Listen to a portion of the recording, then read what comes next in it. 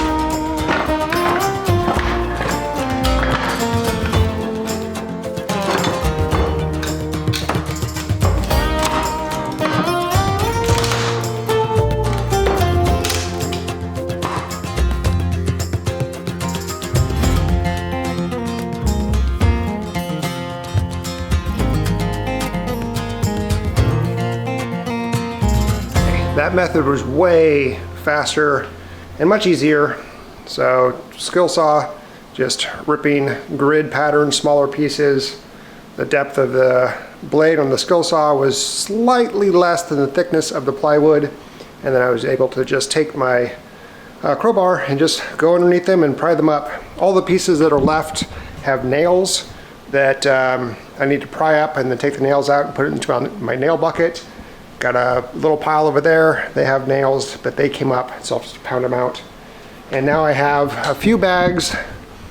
These are just feed bags, but I have a few bags full, or halfway full or whatever, that I can now easily put those into a burn barrel and burn them, or in my next burn pile. So be easier to deal with those as opposed to taking them to the landfill or trying to store whole sheets of plywood somewhere on the property for later use, which I may or may never use.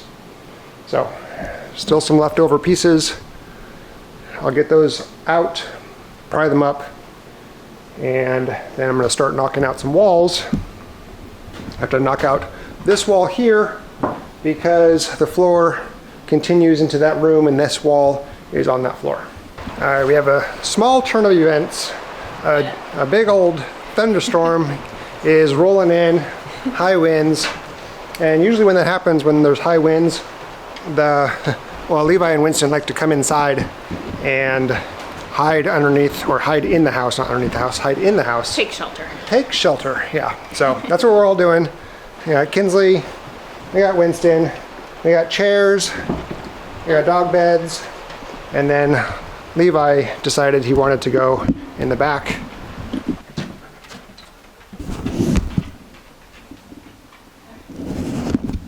So we're just gonna ride out the storm and get back to work.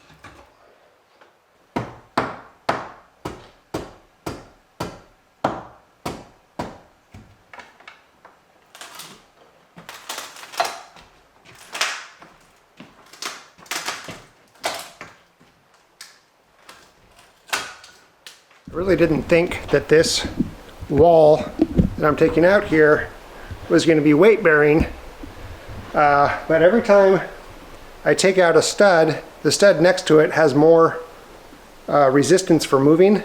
They were floating pretty loosely after I cut the nails from the bottom plate, and now you can see, for example, this one, it's got some pressure to it, so that must mean there's some weight up there pressing down on it. So what I'm going to do is I'm going to get that little block of wood out. I'm going to get the floor removed, the plywood floor removed, and then I'm going to put some more bracing up there until I can knock out the ceiling and see what's up there to see why there is some load coming down.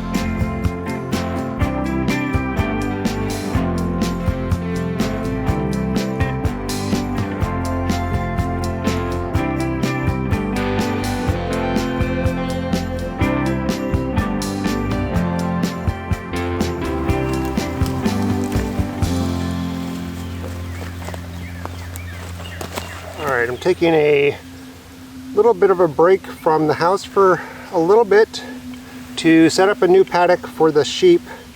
They have been free roaming the property to find what little foliage there is to eat around the property for the last week, and they don't have access to this area back here. So I'm going to make up a small little paddock for them to stay in for the next few days. I don't think there's a lot of foliage for them to eat here, but it's something. So hopefully I can do this quick.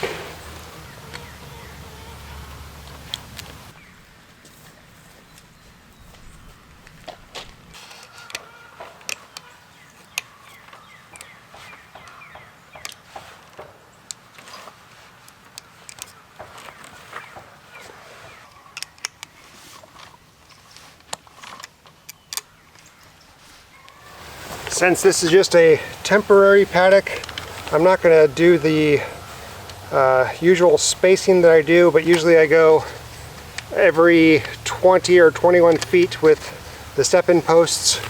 Usually put it on 2, 5, and 7, which is what I'm doing here.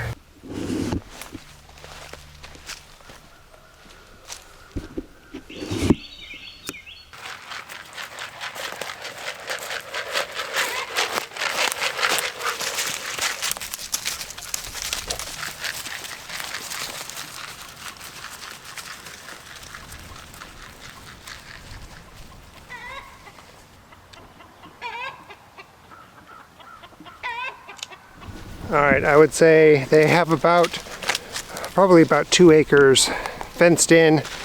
Most of it's not going to be green and ready for them to eat, but you can see that there's at least some stuff in this area here, over there, and then they can go back into the woods in there and get a bunch of vines. There's still some honeysuckle that they love, and it's still green on the vine. So it'll give them a day or two. I'll take them out of this paddock at night and put them back into their pen for the evening that I know is a little bit more secure. Dogs have access to protect that area. Over here, the dogs have access to the fence line, which is right over by the chicken coops, but they can't actually get in here unless they jump over the fence to defend if needed. But we're right up next to a couple neighbors and stuff, so they should be fine, but I'll still take them in tonight. Last night I was able to get the plywood around the edges of this room. All of that is out now. The last thing to get out is the last part of this wall and the plywood from underneath it. And I went up to the attic, moved a bunch of stuff around. I couldn't see exactly what's putting pressure on there, but something is putting pressure on this side of it. This side right here is completely open, and so I don't need to put a new stud in place here. But what I'm going to do, because I'm not sure exactly how much pressure is being forced down in this area, what I'm going to do is I'm going to take this away in chunks. And so I'll take away the exposed area here first, and then I will put a new stud right here in its place and remove this one, and then cut out the plywood around it, put the stud back in place, remove the one that I just put in. You get the picture. I'll just kind of have to do it in chunks, and then I'll be able to remove the ceiling and figure out what it is, what load is pushing down on those studs, and then fix that before I completely remove all of the floor. Okay, I gotta pause the time lapse because this is a monumentous. This is a huge moment for us. You guys remember, gosh, well over a year ago, we started removing carpet out of this house, and we had to take down walls and everything to get the carpet out, and we thought we got it all, but we didn't. But this little patch right here represents the last of the carpet in this house. So let's get it out. Huge moment. Ew, gross. Come on. It's not gonna go out without a fight. we go.